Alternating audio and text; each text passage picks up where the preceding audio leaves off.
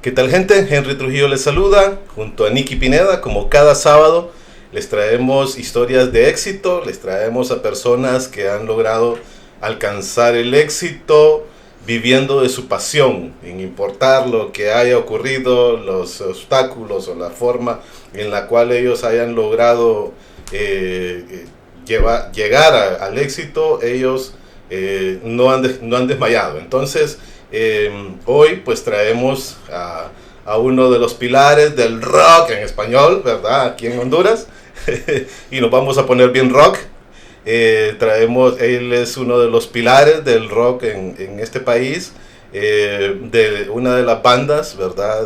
De rock muy conocida, que ha marcado historia y que también pues ha revolucionado esa área, pues esa parte del rock a nivel nacional y a nivel pues también internacional. Así es que le damos la bienvenida a Tino Martínez. Henry, Nicky, Hola. mucho gusto, placer estar por aquí compartiendo.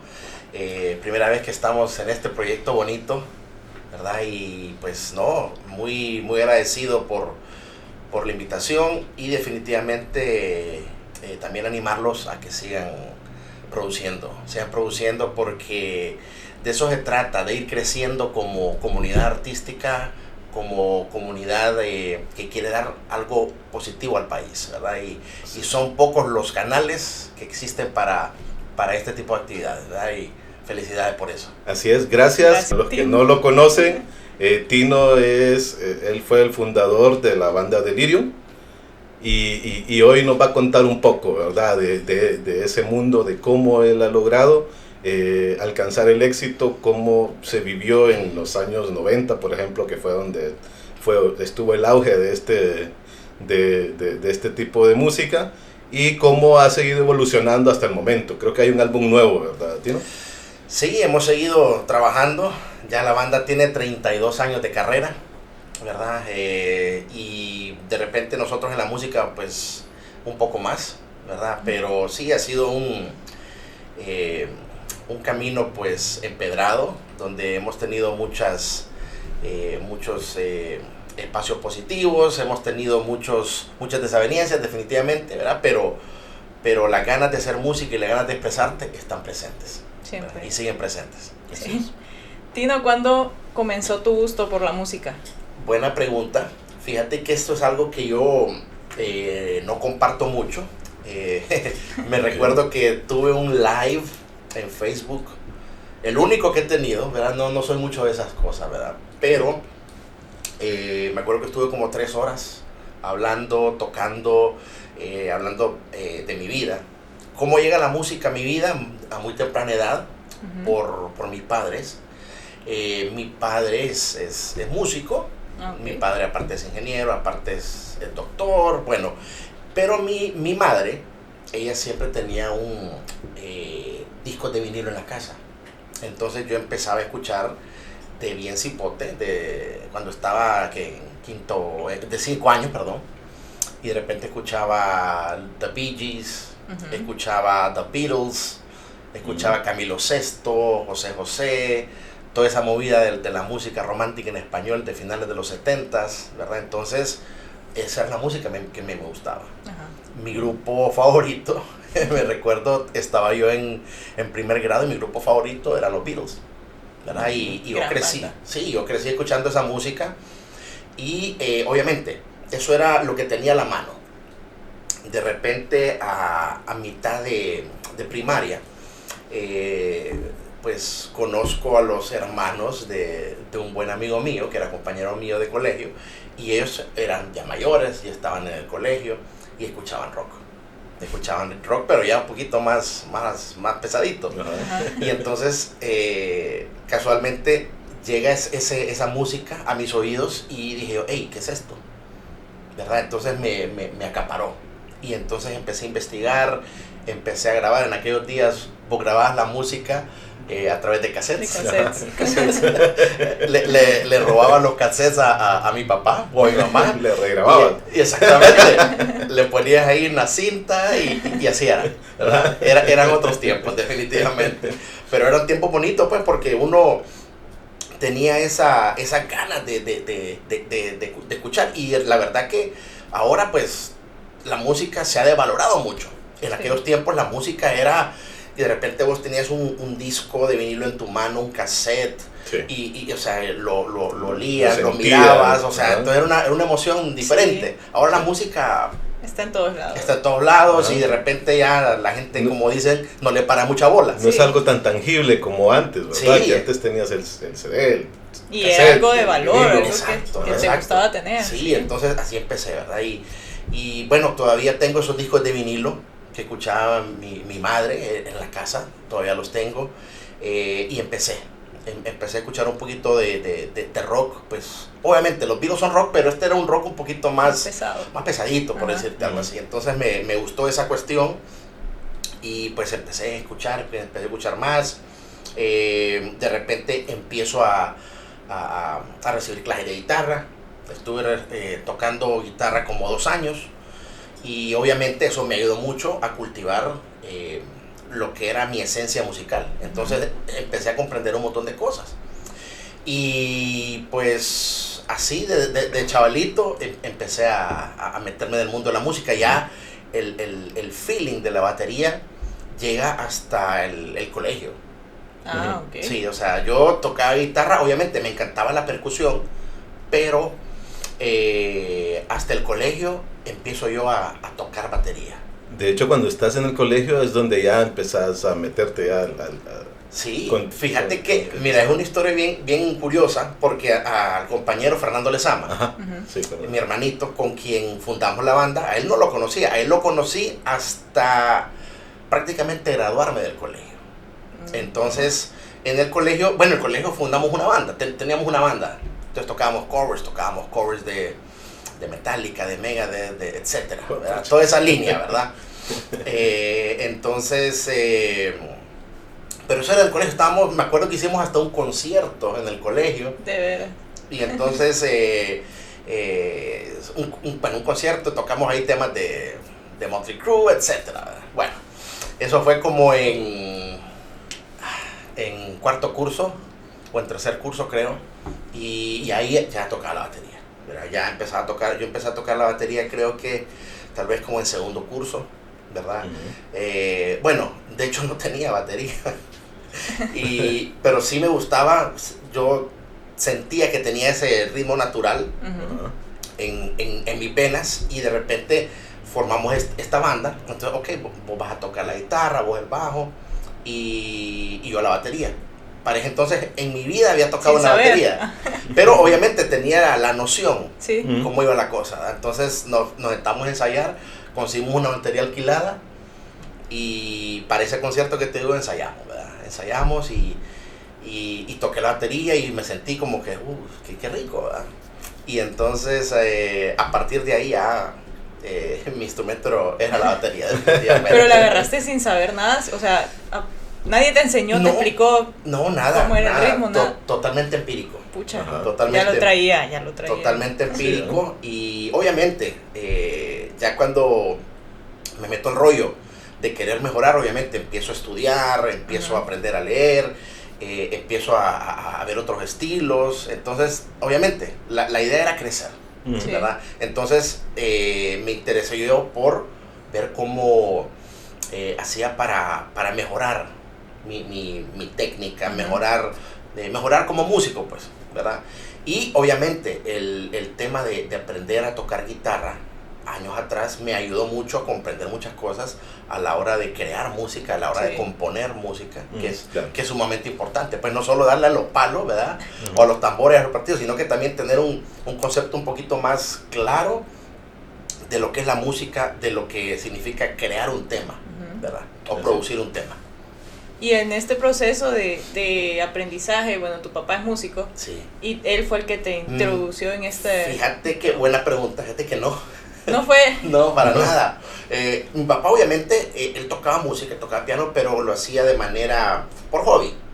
Él se dedicaba a la ingeniería, ¿verdad? Pero no, él para nada me dijo, no, a ver si, no. Fue algo que nació en fue algo que nació de ti. Pero obviamente yo miraba en la casa a mi papá tocando el piano, escuchaba la música que escuchaban mis padres, mi mamá, entonces todo eso definitivamente también influyó. Claro. Fue poniendo una semilla ahí. Ajá. Pero ellos al ver que a vos te gustaba, nunca te dijeron, te frenaron o te alentaron más bien. Fíjate que yo creo que alentaron, tal vez no, ¿verdad? Uh-huh. En ese aspecto mis padres siempre me dejaron ser. Ellos lo vieron como un hobby para vos. Sí. No, nunca pensaron que te ibas a dedicar. Sí, bueno, me encantaría dedicarme de lleno a la música, te soy muy honesto, ¿verdad? Tengo amigos que se dedican a la música por completo, ¿verdad? En mi caso no puedo, ¿verdad? Pero sí, por lo menos nunca me pusieron un freno, ¿verdad? Tal vez... Tal vez mi papá me dijo un día, no, deja de tocar esa música de loco, ¿va? Sí. Pero de ahí no pasó, ¿me entiendes? ¿Cómo surgió la idea de la banda? La idea de Delirium, sí, mira. Eso lo quería escuchar yo. ¿Cómo nace Delirium? Sí, ¿cómo nace Delirium? Mira, es una historia bien curiosa, como te comentaba hace un rato. Fíjate que había un compañero, que fue compañero mío de colegio, y pues el hombre toca guitarra. Bueno, el amigo como que era un poquito rebelde, y entonces lo expulsan del colegio donde estaba yo, y resulta ser de que va a ser compañero de Fernando Lezama, ¿verdad? Okay. Y entonces, bueno, se sale del colegio, me acuerdo que estábamos en el último año, y entonces este compañero dice, deberíamos de formar una banda, le dice a Lezama. Ok, está bien, le dice. Mira que yo conozco un brother que toca batería, me dice, que fue compañero mío en un colegio anterior, de verdad, vaya, pues miremos a ver qué onda. Bueno, y de repente, ese era mi último año, yo me estaba graduando de colegio, tipo tío, sí. 18, 17 años, y de repente no teníamos en el colegio un salón como para graduar, sino que nos íbamos a graduar al gimnasio de San Miguel. Okay, ¿verdad? Y entonces vamos a hacer una práctica, me acuerdo yo, al gimnasio del Colegio San Miguel. Y entonces, estando ahí, después me cuenta Lezama de que él me vio, vio a los de la Elbel, ¿verdad? Que eran los fresas, y entonces dije, chele, me cae mal, dice. De entrada. Y se acordó de mí, ¿verdad? Y entonces, bueno, la cuestión es que como a las 2-3 semanas, después de haberme graduado del colegio, me llama este otro compañero. Tino, mira que queremos armar un proyecto, me dice. Tengo un amigo aquí que toca guitarra muy bueno, me dice, y queremos ver, démosle. Entonces, la temática es tocar metal en español, covers de metal en español. Y entonces me pasó un cassette con las rolas. Ajá. Me la grabó. Ahí había música de Barón Rojo, de Ángeles del Infierno, de Obús, de Panzer, etc. Toda la movida de metal en español, ¿verdad? A finales de los 80, ¿verdad? Ok, bueno, entonces escucho el material, algún material ya lo conocía, otro no, y nos vamos para el ensayo, ¿verdad? Y me acuerdo que ese primer ensayo fue en el estudio del grupo Europa, donde está los embutidos de la Europea. Algo que yo toda la vida voy a agradecer a ellos por brindar ese espacio para ensayar. Yo en ese momento no tenía batería tampoco, pero ahí estaba todo, solo era de llegar y tocar. Bueno, entonces paso por vos el sábado a las 12:30, pues pasan por mí, pasa este compañero y venía con Fernando Lezama. Y dije de Fernando Lezama que cuando me mira, dijo, es aquel chele que me cayó mal. Aquel chele fresa. Y entonces, bueno, la cuestión es que, nos saludamos y me acuerdo que Fernando con la cara así como de empurrado. y con aquella barba como de no sé, como de revolucionario ahí, ¿me entiendes? Y entonces viene y el tipo serio conmigo, ¿verdad? Este fresa, ¿no? Pues de repente estábamos ahí armando todo, bueno, ok, ¿cuál va a ser el orden? Ok, este es el orden de las rolas, perfecto. Empiezo yo a marcar para arrancar el tema, y en lo que empezamos a tocar juntos, a mi hermano Lezama me acuerdo que se le cambió la expresión. Ya no era una cara, sino que era una expresión de alegría, ¿vale? Sí suena bien. Entonces ahí empezó ese proceso de crear y esa magia, ¿me entendés?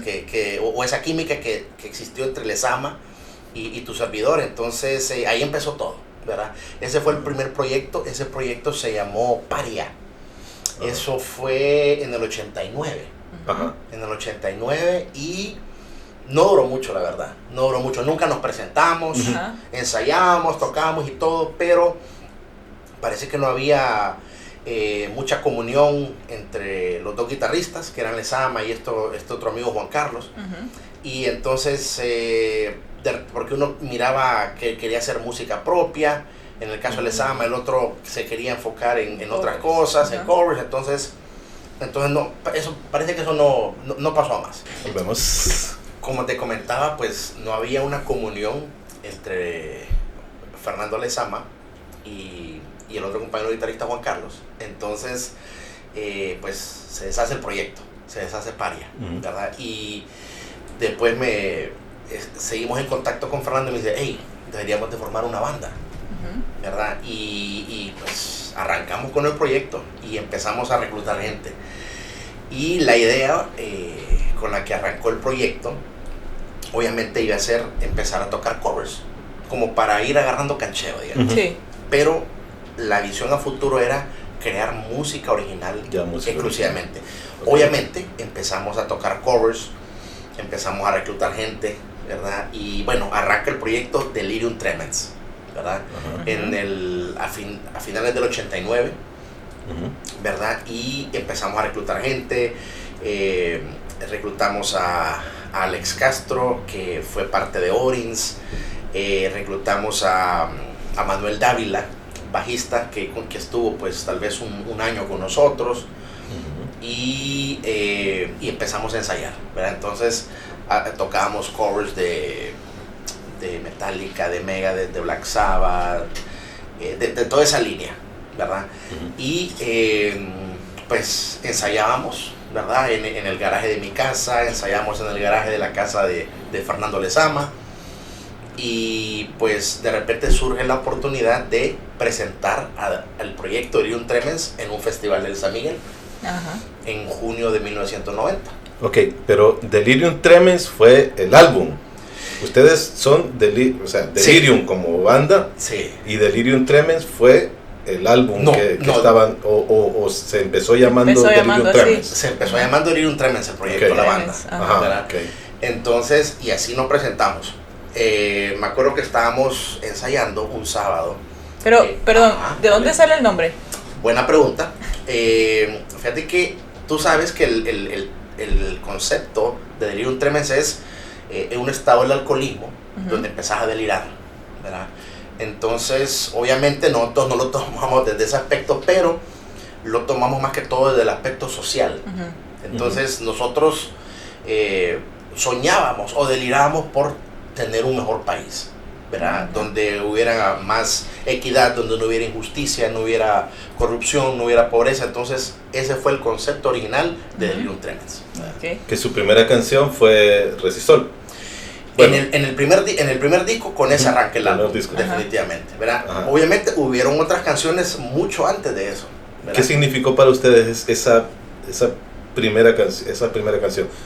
Porque bien tiene como el intro, es así como medio que lo pone a pensar a uno. Sí, es un tema social, definitivamente. El tema Resistor es uno de los temas clásicos de la banda, que donde tocamos, hay que tocarlo, ¿verdad? Sí. ¿Verdad? Porque la gente lo espera, ¿verdad? Y aparte que es un tema muy real, es un tema social, ¿verdad? Algo que vivimos pues en las calles del país, de todo el continente, ¿verdad? Porque esto es un problema social que existe en todos lados.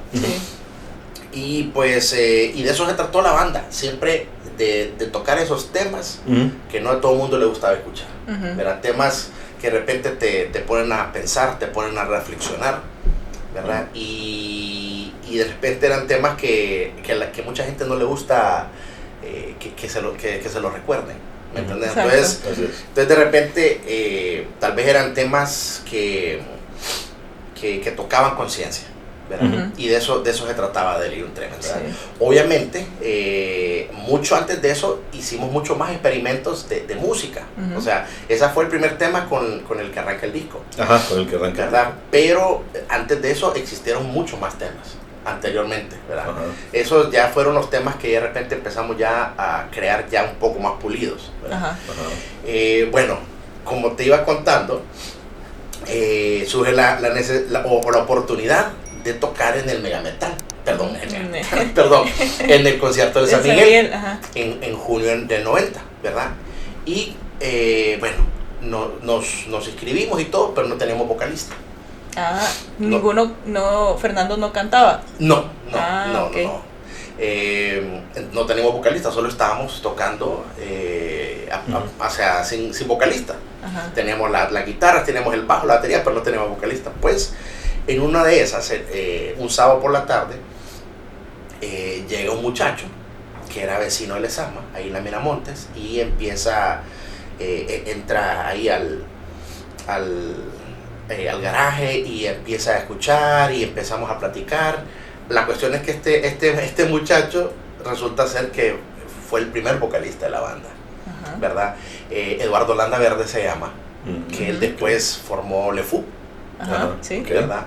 Entonces, bueno, ya teníamos la banda con vocalista, ¿verdad? Como una semana antes. Sí, algo así. Una semana. Algo así, 1 o 2 semanas, pero algo ahí. A practicar. Entonces ya musicalmente estábamos ensayados, pero teníamos que integrarnos con el compañero, ¿verdad? Y bueno, nos presentamos en el concierto de San Miguel y obviamente tocamos heavy metal.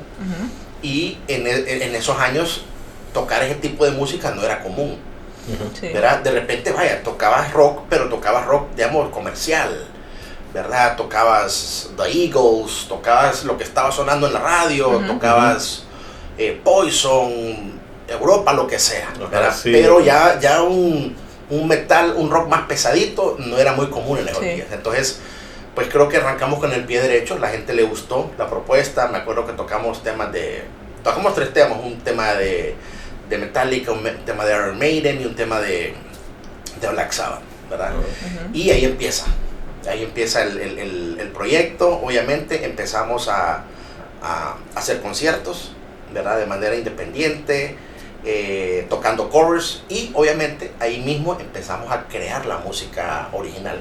Y yo recuerdo que el primer tema que creamos como banda es un tema muy sencillo y un tema que lo grabamos como en el tercer disco, lo incluimos, porque era un tema que la gente le gustaba, era un tema muy sencillo, ¿verdad? Yo pienso que de repente es un tema demasiado, no sé. La cuestión es que para mí no era un tema como que tenía tanta relevancia, tanto peso, ¿verdad? Pero tal vez por la lírica, porque era un tema tal vez que le llaman, que te agarra, era un tema que se llama burocracia. Y entonces el tema obviamente era un poquito social, ¿verdad? Y tiraba ahí su bombazo, ¿verdad? Entonces ese fue el primer tema que se creó como Delirium Tremens, ¿verdad?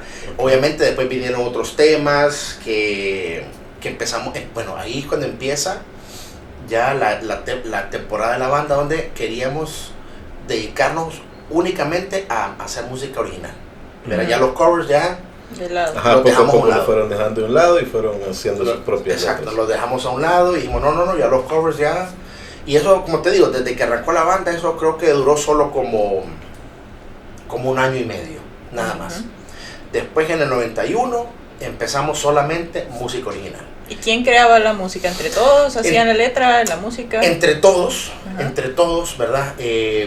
La lírica, bueno, el 90% de la lírica de Delirium Tremens, ahora Delirium, está a cargo de Fernando Lezama, ¿verdad? Sí. Él es el poeta de la banda, ¿verdad? Esa no es mi área es la música, ¿verdad? Entonces, pero musicalmente sí, todos involucrados. Todos se coordinaban para hacerlo. Estábamos ahí, de repente, eso es lo bonito. Fíjate que yo siempre digo que uno de los momentos más hermosos de la música es cuando vos creas algo de la nada. Sí. De repente estás en el cuarto de ensayo Y de repente, para nosotros como banda, siempre ha habido dos formas de crear música. Una, que es la que más me gusta, es cuando estamos en el cuarto de ensayo, estamos llameando.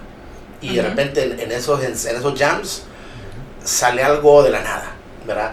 Y yo me acuerdo que yo siempre tenía mi grabadora ahí al lado, yo siempre grababa todo el ensayo para ver qué salía. Y entonces agarrábamos y de repente había momentos que estábamos como volando. Delirando. Estábamos volando. O sea, volando en el buen aspecto. Sí, exacto. Nada de drogas ni nada de eso. Pero me refiero que estábamos pues como en sintonía. Sí. Exacto. Y de repente ahí se empezaban a crear cosas muy Qué bonito, muy interesantes. ese momento, Entonces eso, crear algo de la nada es algo hermoso, ¿verdad? Entonces es algo que te llena, ¿verdad? Sí.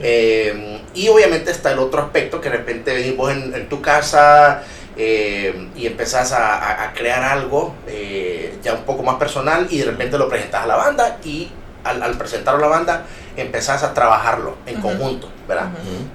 Entonces esa es otra forma que nos ha caracterizado de cómo crear la música, ¿verdad? Pero me gusta mucho el tema de sentarse a rigiar, como decimos, a llamear, ¿verdad?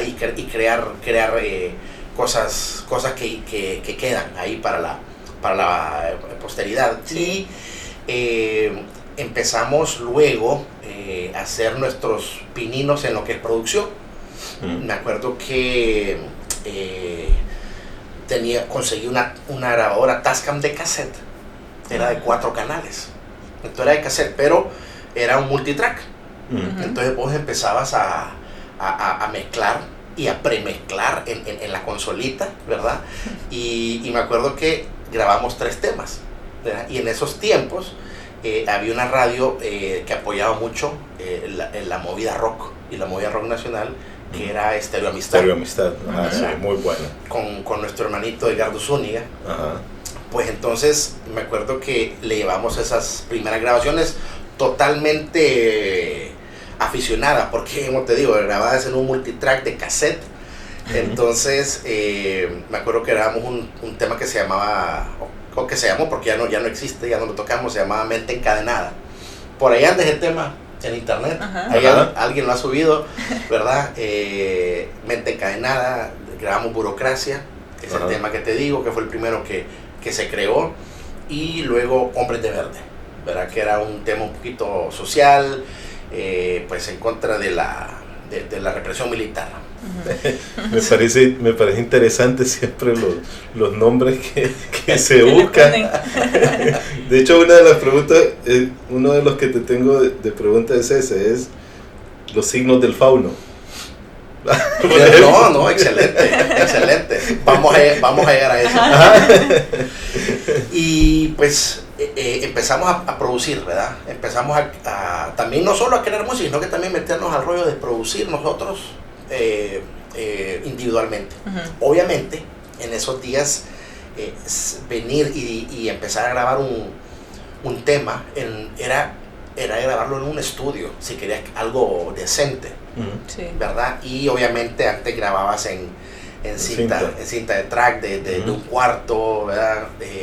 Pues entonces grabamos esos tres temas, ¿verdad? Luego, como al año, hicimos un cambio en la banda y entró otro vocalista y empezamos a crear. Esta persona que entra ya traía también un recorrido musical, ¿verdad? Ya él creaba también, lo cual era muy importante para nosotros, y empezamos a grabar ya en un estudio profesional por primera vez, ¿verdad? Que fue en el estudio de GM Producciones, de Gabriela Galvez, ahí en La Fuente, ¿verdad? Entonces me acuerdo que ahí grabamos 2 temas, que fueron El Elegido, tema pesadito, y grabamos Cruz Blanca, ¿verdad? Y entonces en ese momento empieza a haber como una efervescencia de lo que es la música rock nacional, ¿verdad? Entonces ya en las radios vos escuchabas a cualquier hora bandas como Diablos Negros, obviamente, escuchaba bandas como Trauma, escuchaba bandas como Europa, ¿verdad? Y obviamente Delirium Tremens, ¿verdad? Entonces, Orins, ¿verdad? Entonces empezó a haber una movida, ¿verdad? De rock nacional, y fue en ese año del 92, bueno, pero antes de eso, en el 92, sí, en el 92, creamos un festival, un festival que fuera exclusivamente de música metal o rock inédito, ¿verdad? Y fue el primer experimento, que fue el Mega Metal 92. Así se llama Mega Metal 92. Mega Metal 92. Ese fue el primer experimento. Fue en el Cine Centenario a las 9 de la mañana, un sábado 4 de julio. Pucha, wow. Bien grabada la fecha, ¿eh? Sí. Entonces, ya te imaginas, a las 9 de la mañana, un concierto de metal, ¿verdad? Sí. Pero bueno, bueno, ¿duró todo el día? No, yo creo que duró como hasta la 1 de la tarde, algo así. 1 o 2 de la tarde. Bueno, y entonces me acuerdo que en ese primer festival solo fueron 3 bandas. Estábamos con nuestros hermanos de Trauma e invitamos a una banda de San Pedro, buenos amigos, el Pop de San Pedro Sula. No era metal, pero era música original, ¿verdad? Bueno, ese fue el primer experimento. Luego, después de ese primer mega metal, toda esta movida que te digo yo, de la música en la radio, la música original en las radios, y entre este otro compañero nuevo vocalista grabamos 2 temas y decidimos hacer el segundo festival, que ya fue el Mega Metal 93, que fue un festival muy recordado por la gente de vieja escuela, que recuerda mucho ese festival. Estábamos en el momento, cumbre de la música rock y metal, ¿verdad? Inédita. Y entonces me acuerdo que ese festival, a reventar, lo hicimos en el Centro Social Universitario, ¿verdad? Ahí por el estadio, a reventar el lugar, ¿verdad? Y ahí pues estuvo Terciopelo Negro, ahí estaba Marvin Corea, que después fue parte de Diablos Negros. Ahí estuvo en esa banda Guayo y Carlos Cedeño, ¿verdad? Que también pues han hecho pues historia en la música. Estuvieron Trauma, ¿verdad? Estuvieron Orins, ¿verdad? Y Delirio, ¿verdad? Entonces fue un festival muy recordado y la gente lo recuerda, ¿verdad? Pasaron muchos años después de que volviéramos a retomar el festival, pero ya después de cierto tiempo el festival lo hemos hecho siempre anual, ¿verdad? Entonces, obviamente el año pasado no se pudo realizar por motivos obvios, pero sí estamos con las ganas de querer hacerlo de manera virtual este año, ojalá. Desde el 92 lo han hecho anual hasta ahora. Fíjate que no, después del 90, pues, lo hicimos 92, 93, luego el festival retoma de nuevo en el 2003, ¿verdad? En 2003, y de ahí 2003, 2004, creo que un par de años no lo hicimos, y de ahí todos los años, ¿verdad? Entonces, y siempre música original, ¿verdad? Y después de un cierto tiempo para acá, hemos invitado a bandas de metal de la región centroamericana, ¿verdad? Obviamente que hacen su propia música. Entonces eso también le ha venido a dar un valor adicional al festival, ¿verdad? Y es un festival que la gente lo espera todos los años, ¿verdad? Entonces, pues esa es la parte de la historia del mega metal. ¿Cuántas bandas de las que en esa época tuvieron su auge todavía hoy siguen en pie? Porque es algo difícil de mantener, ¿verdad? Como lo han hecho ustedes. Difícilmente se están sacando nuevos álbumes, la coordinación de las personas sigue siendo, de los integrantes sigue siendo los mismos, ¿verdad? Y todo eso. Entonces, ¿de qué forma han manejado esto ustedes para estar todavía activos? Buena pregunta. ¿Qué bandas? Todavía hay un par de bandas que siguen haciendo música desde que nosotros empezamos. Diablos Negros, obviamente. Bueno, Diablos, ellos arrancaron mucho antes que nosotros, ¿verdad? Y hay otras bandas que han han estado luchando, ¿verdad? De repente bandas que arrancaron un poquito después que nosotros, bandas como Holocausto, otra banda con la que arrancamos más o menos en los mismos tiempos fue Orins también, ¿verdad? Que estuvieron inactivos un tiempo, pero ahorita se volvieron a juntar, ¿verdad? Y lo que sí que Delirium Tremens, o Delirium, nunca paró. O sea, desde que arrancamos nunca tuvimos como un tiempo inactivo, siempre estuvimos creando. Que eso es lo que me ha parecido interesante de ustedes, que a pesar de, o sea, creo que se mantiene la misma agrupación, pero, o sea, no se han desligado, sí creo que ha habido cambio de algún integrante, pero en realidad la esencia siguen siendo los mismos. Fíjate que sí, han habido cambios, ¿verdad?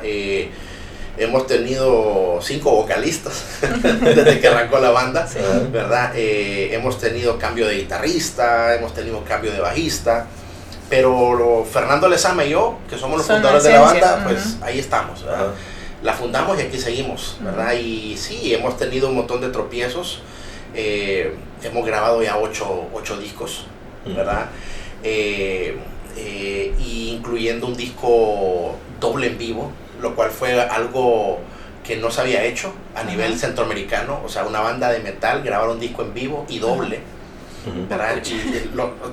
Era algo que queríamos hacer, era como queríamos dejar esa huella, y lo hicimos, ¿verdad? En ese momento, ¿verdad? Entonces sí, es complicado, como dices tú, tantos años en esta escena. ¿Y qué es lo que los mantiene vivo? El amor a la música, ¿verdad? Así es. Sí, eso quería preguntarles, ¿qué los mantiene motivados a seguir produciendo música después de 30 años? El amor a la música, ¿verdad? Yo te soy muy honesto en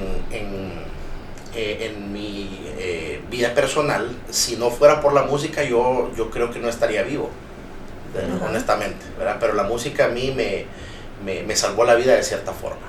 ¿De qué? Si se puede saber cómo.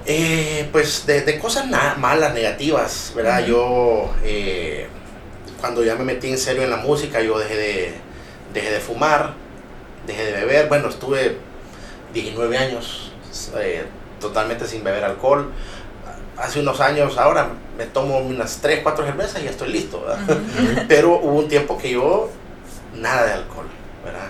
Y entonces, y por lo mismo, pues, porque quería cultivar no solo mi cuerpo, sino que también mi espíritu, ¿verdad? Y obviamente para poder llegar, o sea, esa es mi forma de verlo, para poder llegar a crear música, o sea, tenés que estar enfocado, porque obviamente vos puedes crear música de cualquier forma, pero si querés crear algo que tenga sustancia, que tenga validez, o sea, tenés que meterte al rollo. Tenés que ser disciplinado. Sí, exacto. Y eso es algo que en la banda, pues, siempre ha existido, esa disciplina, ¿verdad? Y obviamente hemos tenido integrantes, pues, que tal vez no eran muy disciplinados, ¿verdad? Y entonces eso nos arrastraba, ¿verdad? Y siempre nosotros decimos que nosotros avanzábamos al ritmo del más lento, ¿verdad? Entonces, todas esas cosas, pues, son parte del proceso. Es parte del proceso. Y Delirium ha compartido escenario con grandes referentes. Estaba viendo que compartieron escenario con Paul Di'Anno, que es el vocalista de Iron Maiden. Con un grupo que se llama Barón Rojo, que es de España, Mago de Oz. Contanos cómo ha sido esa experiencia, qué increíble. Fíjate que sí, hemos compartido escenario con muchas bandas a nivel centroamericano. Bueno, hemos compartido con Barón Rojo, con Ángeles del Infierno, Mago de Oz, como dices tú, y aparte de eso con bandas de metal europeo, ¿verdad? Que tiene mucho nombre, con Paul Di'Anno, como tú dices, el que fue el primer vocalista de Iron Maiden. Fíjate que fue una experiencia muy bonita, el primer concierto internacional que Delirium abre en Honduras, ¿verdad? Nosotros pues teníamos nuestros conciertos, pero nunca habíamos sido tomados en cuenta para la apertura de un concierto internacional, ¿verdad? Y en ese entonces fue un concierto de Ángeles del Infierno, ¿verdad? En los años 2000, hace, no sé, 16 años será más o menos, y fue bien bonito porque la gente estaba esperando a la banda. Entonces me acuerdo que estábamos nosotros en el camerino, calentando con nuestra rutina, y de repente escuchamos a la gente gritar Delirium, Delirium. Qué cool. Y entonces la gente está animada, y cuando nos fuimos al escenario la gente se volvió loca, ¿verdad? Entonces fue una experiencia muy, muy bonita, muy gratificante, ¿verdad? Porque ahí miramos de que la gente quería mucho a la banda, sí, ¿verdad? Y se identificaba con la banda, se identificaba con la música, con la lírica, obviamente. Y ese fue un momento muy, muy bonito, ¿verdad? El primer concierto donde la banda hace una apertura a una banda internacional. ¿Cómo ha sido, contanos cómo ha sido la convivencia entre tantos años en el grupo con, bueno, los que han estado por siempre, que sos vos y Fernando? ¿Cómo ha sido la convivencia? ¿Han tenido adversidades? No sé si alguna pelea o algo, me imagino que han de haber habido en tantos años. ¿No estás de acuerdo en sí? En cosa no, sí han habido peleas. Peleas y, tantos años. Y fuertes. No, sí, definitivamente hemos tenido encontronazos, ¿verdad? Porque de repente tal vez alguien tiene una idea, otra persona no la comparte. Sí, hemos tenido momentos bien difíciles en la banda, definitivamente, ¿verdad? La banda actual ya llevamos como unos 9 años, los mismos integrantes, ¿verdad? Y hemos ya grabado 3 discos, ¿verdad? La alineación actual. Entonces, pues por lo menos estamos algo estables en ese aspecto, ¿verdad? Y obviamente más enfocados, mayores, ya un poco más maduros de pensamiento, sí, ¿verdad? Entonces ya no estamos bueno, de hecho la banda en sí nunca fue una banda como para figurar, no. El tema de la música para nosotros siempre fue el expresarse, ¿verdad? Aquí no, la banda no había cabida para el rockstar, digamos, ¿verdad? Sí. Que de repente está ese mal concepto, ¿verdad? Que de repente alguien quiere hacer música pues para ser visto, para ser popular, qué sé yo, pero no, la música en la banda siempre fue lo importante, ¿verdad? Y obviamente el expresarte, ¿verdad? El crear conciencia. Sí, y fíjate que, mira, la cuestión es que para mí la música es algo bien personal y hasta cierto punto es algo bien egoísta. ¿Por qué? Porque yo creo música para mí, ¿verdad? La música que con lo que me quiero expresar, musical o líricamente, obviamente, si le gusta a un tercero, a un fan, por decirte algo, qué cosa mejor, sí, ¿verdad? Pero el fin primordial es crear para uno, ¿verdad? Expresarse, ¿verdad? Perdón. Sí. Expresarse, ¿verdad? Y sacar eso que llevas adentro, ¿verdad? Eso es lo primordial. Tino, ¿y qué opinas acerca de los nuevos géneros? De los géneros que hay bastantes géneros que han salido y están posicionados aparte del rock. Géneros, vos decís como el reggaetón. Ajá, sí. No, la verdad que eso no es música. Para mí no es música, para empezar, ¿verdad? Entonces, yo tengo mi propia teoría al respecto, pero creo que sería como meterme en otro mundo. Pero sí siento que ese género en particular, siento que no deja avanzar a las personas mentalmente, ¿verdad?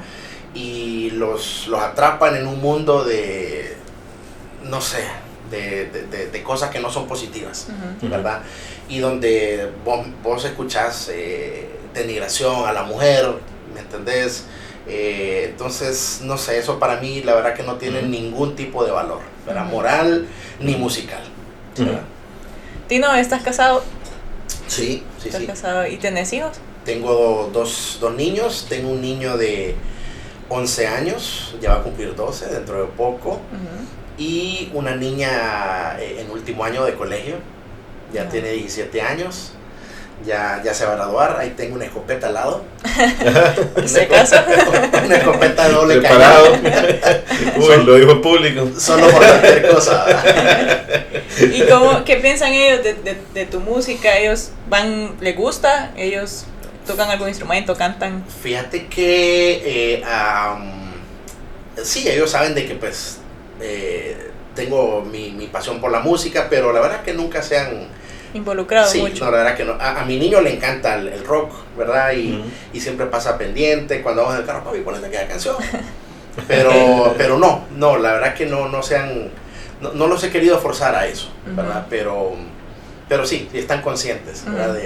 De que su papá pues se dedica o dedica parte de su tiempo a la música. Ajá. Esa es otra cosa. Bueno, hablábamos de que no te dedicas full al Delirium, a la música. ¿A qué más te dedicas? Fíjate que yo estudié administración de empresas, actualmente trabajo para una empresa norteamericana, entonces trabajo desde casa, ¿verdad? Entonces, pues como dicen, uno tiene que llevar los frijolitos a la mesa, ¿verdad? Sí.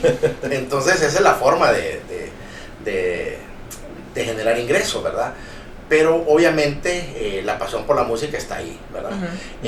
Por ejemplo, hay un par de compañeros en la banda que se han dedicado por completo a la música, ¿verdad? Y este tema de la pandemia les ha afectado enormemente. ¿Verdad? Sí. Elías, por ejemplo, Elías Espinal, el vocalista, él se ha dedicado completamente a la música, ¿verdad?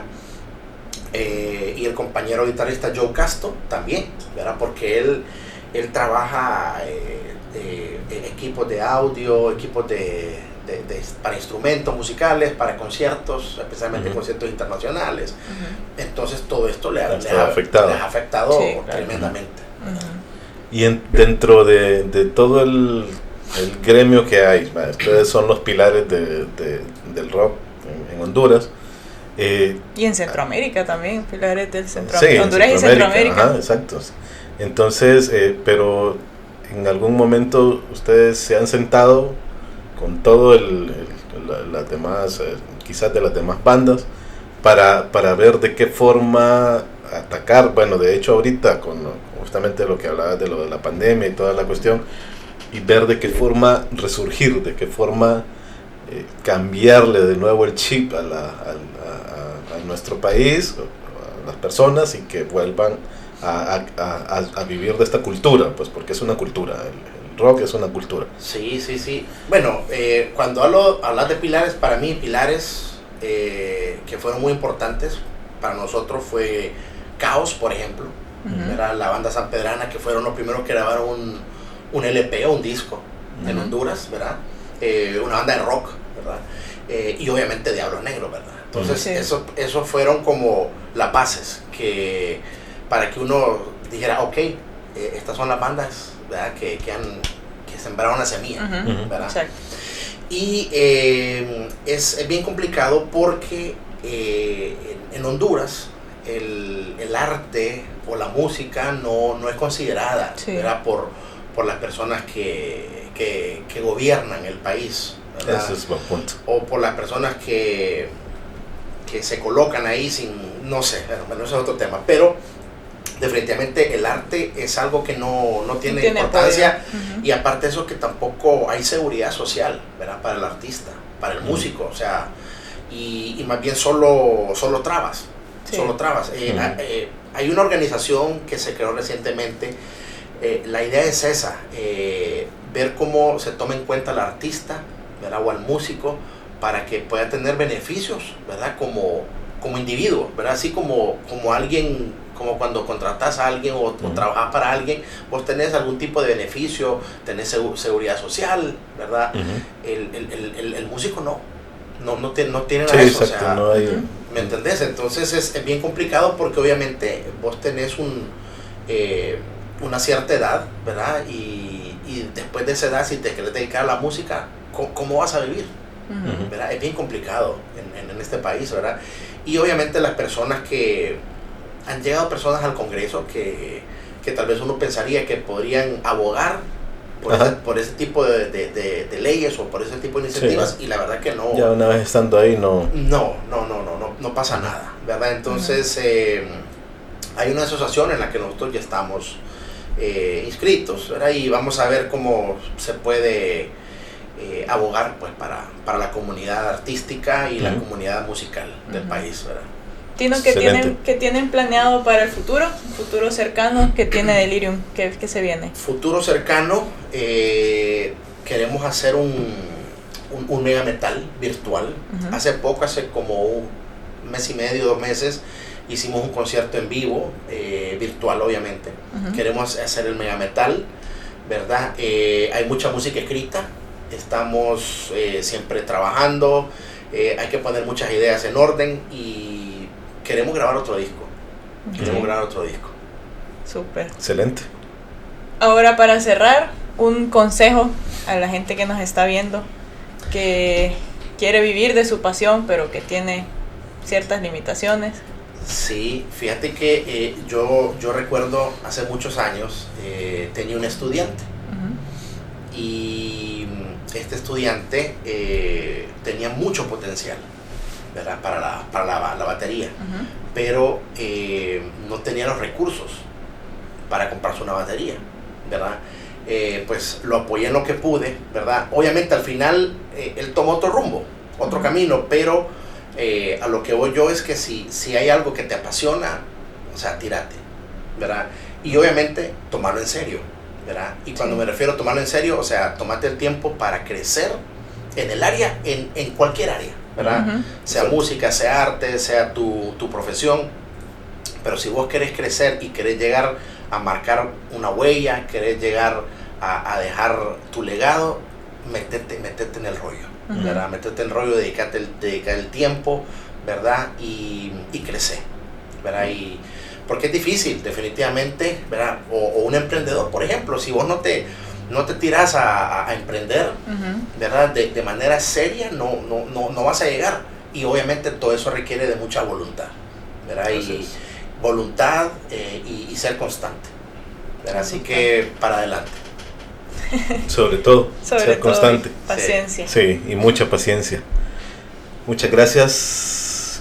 La verdad fue un honor haber contado con tu presencia en este lugar. Sí. Creo que el consejo es más que claro, ¿verdad?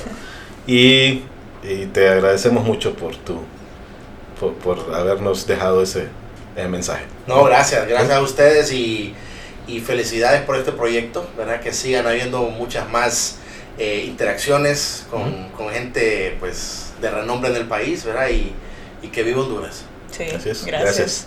Muchas gracias, Tino. A la orden. Gracias a la gente que escuchó este video, esta entrevista muy interesante.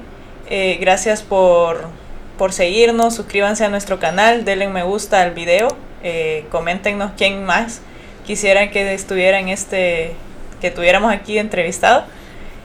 Síganos en nuestras redes sociales. ¿Tenés redes sociales, Tino? Sí. Manejo, te soy honesto, no me gusta mucho eso, pero lo hago por la banda, ¿verdad? Porque hay que promocionar. Entonces está la página en Facebook que se llama Delirium HN, luego está la página de Instagram que es Delirium Oficial. Yo tengo mi página oficial que es Tino Martínez en Facebook, y obviamente está la página oficial de la banda que es deliriumrock.net, ¿verdad? Donde ahí pues puedes descargar toda la música gratuita, puedes ver un poquito de historia, perfiles, y obviamente la música de la banda está en todas las plataformas, ¿verdad? De Spotify, Amazon, etc. Entonces ahí también puedes escuchar y descargar toda la música de la banda. Súper. Y recuerden también que si necesitan un espacio de oficina para hacer home office o alguna reunión virtual, también pueden venir a Workbox y los enlaces estarán en el video de sus redes sociales, Facebook e Instagram. Muchas gracias, Henry, por haber venido. Gracias, Tino. Gracias, Nicky, Henry. Un placer. Que estén bien. Gracias. Excelente.